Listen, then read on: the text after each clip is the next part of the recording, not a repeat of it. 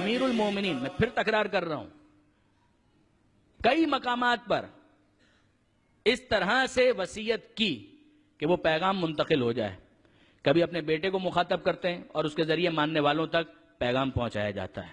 ضربت لگنے کے بعد کم سے کم 2 وصیت نامے ہمیں ملتے ہیں، اور دونوں وصیت نامے بہار الانوار کے اندر موجود ہیں، اور اس کا اصل سورس تو دوسری کتابیں ہیں، مگر علامہ مجلسی نے ان وصیت ناموں کو لکھا ہے.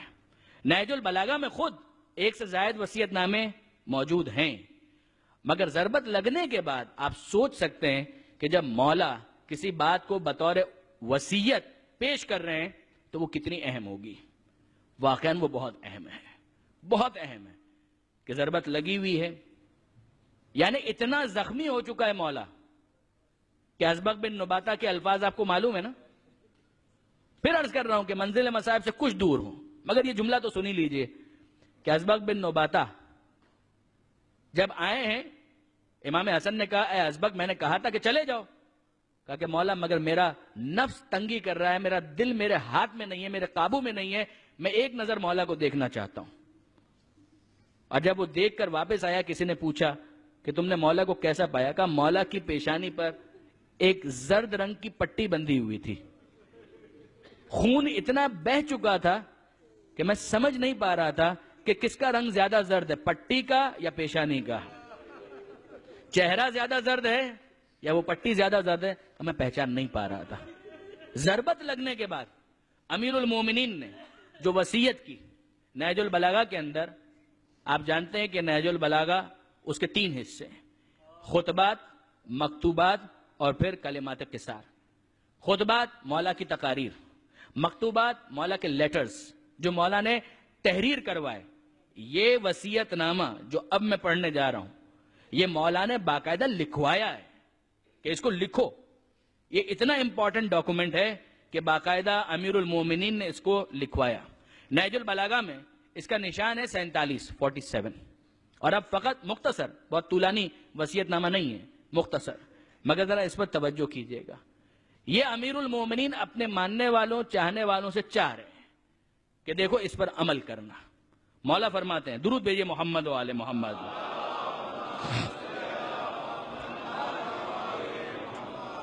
آغاز امام حسن اور امام حسین سے کیا، اور تعلیم مسئلہ کا انداز ہے جس طرح سے بسم اللہ الرحمن الرحیم میں تھا کہ جب ہم کہتے ہیں میں شروع کرتا ہوں اللہ کے نام سے، کلام تو خدا کا ہے، خدا نے سکھایا کہ اس طرح سے پڑھو کہ میں شروع کرتا ہوں اللہ کے نام سے جو رحمان ہے، رحیم ہے.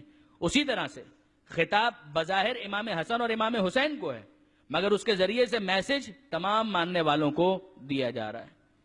لکھا یہی ہے، وَمِن وَصِيَّةٍ لَهُ، مولا کی وصیت میں سے، للحسن والحسین، خطاب کیا حسن اور حسین کو علیہم السلام، ان دونوں پر سلام. لما ضربہ ابن ملجم لعنہ اللہ، اس کے بعد کہ جب ابن ملجم کی ضربت لگ چکی تھی، اللہ کی لعنت ہو ابن ملجم کے اوپر. اوصیکما، علی کہہ رہے ہیں، اوصیکما بتقوی اللہ، میں تمہیں وصیت کرتا ہوں اللہ کا تقوی اختیار کرو. اللہ کا تقوی، تقوی کیا ہے؟ خود نہج البلاغہ میں امیر المومنین نے ایک مثال سے سمجھایا کہ دیکھو، گھوڑے کے اوپر جب تم بیٹھتے ہو تو ایک گھوڑا وہ ہے کہ جس کا کنٹرول تمہارے ہاتھ میں ہے، اور ایک وہ ہے کہ جو تمہارے کنٹرول میں نہیں ہے. اگر تمہارے کنٹرول میں ہے تو کیا ہوگا؟ تم بھگانا چاہو گے وہ بھاگے گا، تم روکنا چاہو گے وہ رکے گا، تم دائیں لے جانا چاہو وہ جائے گا، تم بائیں لے جانا چاہو وہ جائے گا. یہ ہے تقوی، کہ اپنے نفس کے گھوڑے کو اس طرح سے قابو میں لے کر آؤ کہ تمہارے خلاف سرکشی نہ کر سکے، تمہاری مرضی کے مطابق چلے. پھر یہ جملہ اس کا کوئی مطلب نہیں ہے کہ میں تو فجر کی نماز پڑھنا چاہتا ہوں مگر آنکھ نہیں کھلتی. اس کا مطلب گھوڑا کنٹرول میں نہیں ہے، اس کا مطلب گھوڑا سرکشی کر رہا ہے. کوئی کہے کہ میں تو روزہ رکھنا چاہتا ہوں، نارمل آدمی ہوں، کوئی بیماری والا معاملہ نہیں ہے، مگر بھوک برداشت نہیں ہوتی، اس کا مطلب یہ ہے کہ نفس کا گھوڑا کنٹرول میں نہیں ہے، کنٹرول میں نہیں ہے. کہ میں اپنے آپ کو کرنا چاہتا ہوں مگر نہیں ہوتا، اس کا مطلب تقوی نہیں ہے. مولا فرماتے ہیں اوصیکما بتقوی اللہ، میں تمہیں وصیت کرتا ہوں، میری پہلی وصیت تقوی اختیار کرو، اللہ کا تقوی. وَأَن لَا تَبْغِيَ الدُّنْيَا وَإِن بَغَتْكُمَا، اور دیکھو میری وصیت یہ ہے کہ دنیا سے دل مت لگانا، چاہے دنیا تمہاری طرف مائل بھی ہو جائے. رہو دنیا میں، رہنا ہے، کھاؤ پیو ٹھیک ہے، دنیا کے ساتھ دل مت لگانا. کبھی یہ مت سمجھ لینا کہ تمہیں دنیا میں ہمیشہ رہنا ہے، ایسا نہیں ہو سکے گا. دنیا میں جو کچھ تم نے کمایا، یہ بھی مولا ہی کی تعبیر ہے، اگر وہ سب کچھ تمہارے لیے باقی رہ بھی گیا تو تم اس کے لیے باقی نہیں رہو گے. یہ نہج البلاغہ پڑھنے والی کتاب ہے، درس کے طور پر پڑھنے والی کتاب ہے.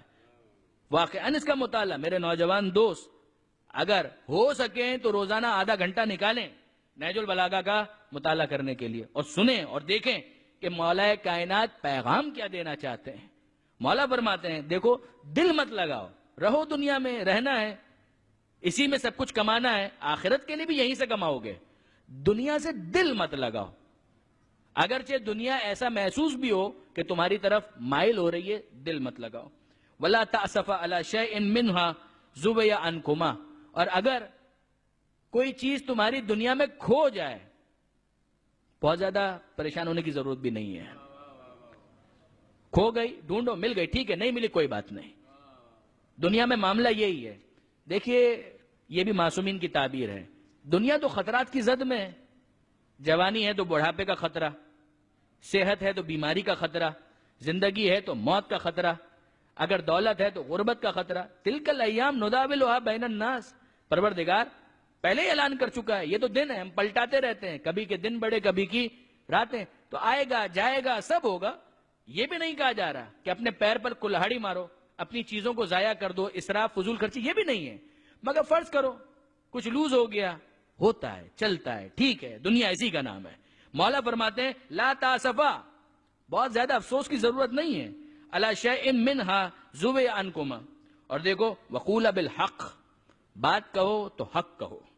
وعمل للآخرہ، اور عمل کرو تو آخرت کے لیے کرو. وکون للظالم خصما. اور دیکھو تم علی کے ماننے والے ہو، ظالم کے دشمن رہنا، مظلوم کے دوست رہنا. کون للظالم خصما وللمظلوم عونا. پھر فرماتے ہیں اوصیکما، میں تمہیں وصیت کرتا ہوں، وجمیع ولدی، اپنی ساری اولاد کو وصیت کرتا ہوں، واہلی، اپنے اہل و عیال کو وصیت کرتا ہوں، ومن بلغہ کتابی، اور جس تک میرا یہ مکتوب پہنچے اس کو میں وصیت کرتا ہوں، ہم سب کو، آپ کو، بتقوی اللہ، پھر سے ایک مرتبہ اللہ کے تقوی کی وصیت کرتا ہوں، ونظم امرکم، اور وصیت کرتا ہوں کہ اپنے امور کو منظم کرو. علی کا ماننے والا ان آرگنائز نہیں ہوتا ہے، علی کا ماننے والا ڈسپلن ہوتا ہے، علی کا ماننے والا اس طرح سے نہیں ہوتا ہے کہ اس کی چیزوں میں کوئی ربط ہی نہ پایا جائے. نہ، علی کا ماننے والا منظم ہوگا، کب اٹھنا ہے، کب جاگنا ہے، کب سونا ہے، کب جانا ہے، کب ادھر جانا ہے، کب ادھر جانا ہے، کس طرح سے بیٹھنا ہے، لباس کس طرح سے ہونا چاہیے، اوقات کار کیا ہونے چاہیے، مطالعہ کس طرح سے کرنا چاہیے، خرچ کس طرح سے کرنا چاہیے، کا ساری چیزوں کے اندر جو علی کا ماننے والا ہے وہ علی کی وصیت کو یاد رکھے.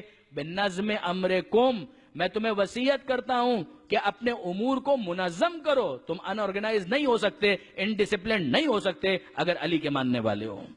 مولا فرماتے ہیں نظم امرکم، اور اگلی وصیت وصلاح ذات بینکم، میں تمہیں وصیت کرتا ہوں کہ اگر آپس میں جھگڑا ہو جائے اصلاح کر کے اس جھگڑے کو ختم کرو.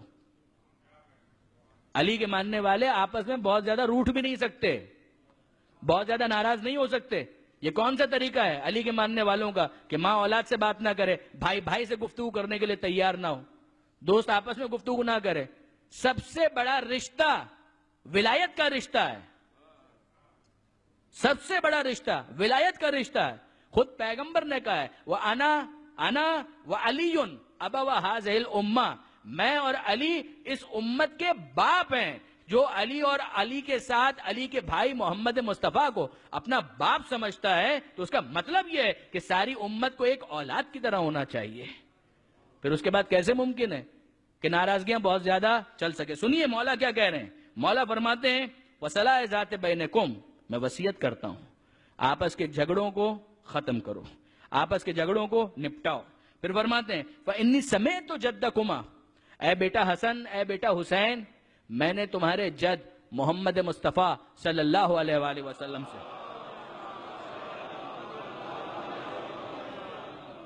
میں نے سنا ہے، خود سنا ہے کہ پیغمبر نے یہ فرمایا کہ صلاح ذات البین، آپس میں جھگڑوں کو ختم کر کے محبت کو پروموٹ کرنا، دوستیوں کو قائم کرنا، ان جھگڑوں کو ختم کرنا، یہ افضل ہے۔ کس سے؟ افضل من عامۃ الصلاۃ والصیام، عام نماز اور روزہ واجب اپنی جگہ پر، مگر جو عام نماز اور روزہ ہے کہ اس سے زیادہ افضل یہ ہے کہ جو خاندان میں، رشتہ داروں میں، دوستوں میں جھگڑے ہو جاتے ہیں، اگر ان کو ختم کر دیا جائے تو اس کا ثواب عام نماز اور روزے سے زیادہ۔ کس نے بتایا ہے؟ خود پیغمبر اکرم نے بتایا ہے۔ عجیب ہے، ہم کیسے ان چیزوں کو اگنور کر سکتے ہیں؟ برادران عزیز، علی کی وصیت ہے، مولا فرماتے ہیں اللہ اللہ۔ اب یہ انداز امیر المومنین کا آخر تک چلے گا، اللہ اللہ، ڈرتے رہو اللہ سے، ڈرتے رہو اللہ سے۔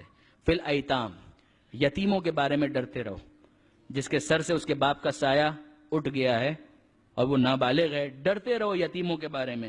فلا تغبوا افواہہم، خبردار ایسا نہ ہو کہ وہ فاقوں کا سامنا کرنے لگیں۔ ولا یضیعوا بحضرتکم، اور تمہارے سامنے وہ یتیم ضائع ہو جائیں، ڈرتے رہو اللہ سے۔ دیکھیے برادران عزیز، وقت بہت تیزی کے ساتھ جا رہا ہے، مگر دو جملے سن لیں۔ عجیب ایک جملہ امیر المومنین کے بارے میں لکھا ہے کہ یتیموں کے ساتھ اس طرح سے سلوک کرتے تھے کہ جو عام بچے تھے وہ ان کے ساتھ رش سے ان کو دیکھا کرتے تھے کہ ہمارے ماں باپ ہیں، خدا ان کا سایہ سلامت رکھے، مگر ان یتیموں کی قسمت کتنی اچھی ہے کہ امیر المومنین باپ کی طرح سے ان یتیموں کے سر پر دست شفقت رکھتے ہیں۔ عجیب ہے، مگر یا امیر المومنین، یتیموں کے ساتھ اس طرح سے سلوک کرنے کے باوجود بھی آپ کے حسین کی یتیمہ کے ساتھ اس دنیا نے کیا کیا ہے؟ عجیب ہے، عجیب ہے، واقعاً عجیب ہے۔ میں اس وصیت نامے کو مکمل کرنا چاہتا ہوں برادران عزیز، تھوڑا تحمل کیجئے گا، مگر واقعاً غور طلب ہے۔ مولا کہتے ہیں کہ خبردار دیکھو، یتیموں کے منہ فاقوں کا سامنا نہ کریں، ایسا نہ ہو کہ تمہاری موجودگی میں وہ ضائع ہو جائیں۔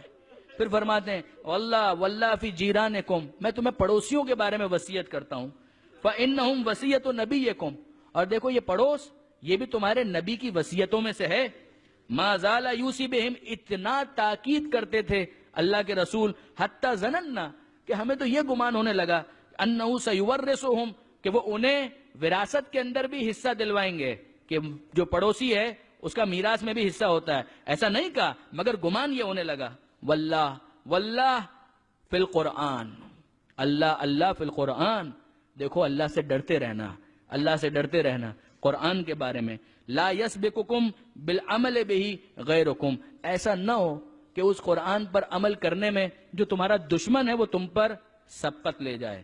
اللہ اللہ فی الصلاۃ، ڈرتے رہو اللہ سے، ڈرتے رہو اللہ سے نماز کے بارے میں۔ فإنہا عمود دینکم، اس لیے کہ یہ دین کا ستون ہے۔ اللہ اللہ فی بیت ربکم، خانہ کعبہ کے بارے میں، اپنے رب کے گھر کے بارے میں اللہ سے ڈرتے رہنا۔ لا تخلوہ ما بقیتم، جب تک ہو خبردار اسے خالی مت چھوڑ دینا۔ فإنہ ان ترکا لم تناظروا، اگر اسے چھوڑ دیا اور حج پر نہ گئے تو یاد رکھنا تمہارا نشان بھی اس دنیا میں باقی نہیں بچے گا، وہ تمہاری پہچان ہے۔ پھر فرماتے ہیں اللہ اللہ فی الجہاد، ڈرتے رہو اللہ سے، ڈرتے رہو اللہ سے جہاد کے بارے میں۔ بے اموالکم و انفسکم و السنتکم، جان سے، مال سے، زبان سے جہاد کرو، فی سبیل اللہ، اور اللہ کی راہ میں یہ کام انجام دو۔ وعلیکم بالتواصل والتبازل، دیکھو ایک دوسرے سے تعلق باقی رکھو، ایک دوسرے کے ساتھ تعلق اس طرح سے باقی رکھو کہ ایک دوسرے کو ہدیہ تحفے یہ دیتے رہو۔ وَإِيَّاكُمْ وَالتَّدَابُرْ وَالتَّقَاطُعْ، خبردار ایک دوسرے سے منہ مت پھیر لینا، ایک دوسرے سے قطع تعلق مت کر لینا۔ لا تترکوا الامر بالمعروف والنہی عن المنکر، اور دیکھو امر بالمعروف اور نہی عن المنکر کو ترک مت کر دینا۔ جو نیکی کی باتیں ہیں ان کو پروموٹ کرو، جو برائی کی باتیں ہیں ان کے آگے سد راہ ہو جاؤ، یہ کام کرو۔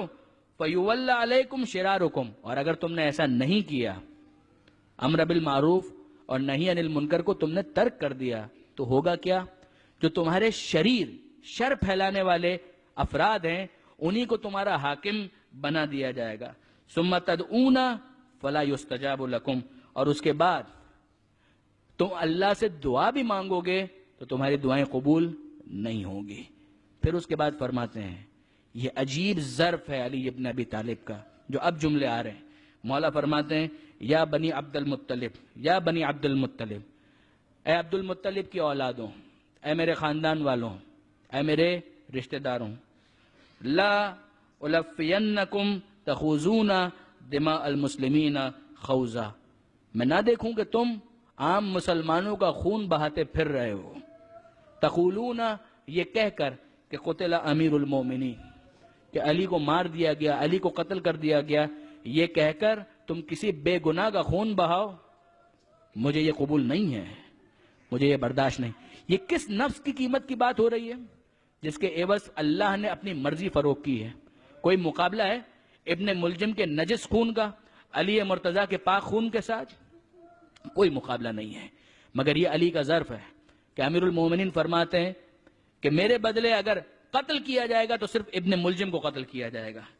الا لا تقتلن بی الا قاتلی، سوائے میرے قاتل کے کسی اور کو قتل نہ کیا جائے. انظروا، دیکھو، اذا انا مت من ضربت هذه، اگر اس ضربت کے نتیجے میں میں اس دنیا سے چلا جاؤں، فضربوه ضربۃ بضربۃ، تو ابن ملجم کو بس ایک ضربت مارنا، بس ایک ضربت مارنا. ولا تمثلوا بالرجل، اور دیکھو اس کے ہاتھ پیر مت کاٹنا. فإنی سمعت رسول اللہ، اس لیے کہ میں نے اللہ کے رسول سے سنا ہے. یہ امانت دار ولی ہے، یہ امانت دار وصی ہے. فإنی سمعت رسول اللہ، اس لیے کہ میں نے تو اللہ کے رسول سے سنا ہے. ایاکم والمسلہ، کہ خبردار مسلح مت کرنا، کسی بھی جاندار کے ہاتھ پیر مت کاٹنا. ولو بالکلب العقور، چاہے وہ کاٹنے والا کتا ہی کیوں نہ ہو، اس کا بھی مسلح مت کرنا. ابن ملجم جیسا بھی ہے مگر انسان ہے نا، ٹھیک ہے ضربت لگانا مگر اس کے ہاتھ پیر قطع مت کرنا. اے علی، یہ آپ کا ظرف ہے. یتیموں کے بارے میں آپ وصیت کرتے ہیں، یہ آپ کا ظرف ہے. مولا، یہ آپ وصیت کرتے ہیں ابن ملجم کے بارے میں کہ اس کے ہاتھ نہ کاٹے جائیں، یہ آپ کا ظرف ہے. کربلا میں آپ کے یتیموں کو تماچے بھی مارے گئے، کربلا میں آپ کے عباس کے بازو بھی کاٹے گئے، کربلا میں آپ کے حسین کے جنازے پر گھوڑے بھی دوڑائے گئے.